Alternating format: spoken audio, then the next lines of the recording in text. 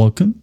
In this short tutorial, I'll be showing you how to rotate in Penpot. Okay, it's actually pretty easy. So first one, for example, here we have an object. I'm going to zoom in.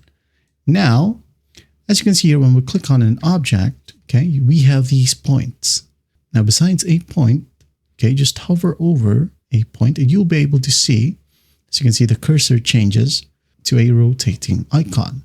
So what you'll do is just click and hold and then move your mouse to rotate. All right. Now, another option is by going to the objects properties right here in the right panel, and you can just adjust the X and Y axis from here. Okay, manually if you want to, and also the tilt.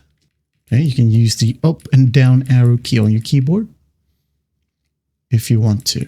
Now, another option, for example, we have here this one. Okay, I'm going to click on it and then I'm going to press Shift plus H on my keyboard to flip it horizontally. Shift H. Okay, again, Shift H. Now, to flip it vertically, press and hold to Shift plus V. Okay, H for horizontal, V for vertical. There you go.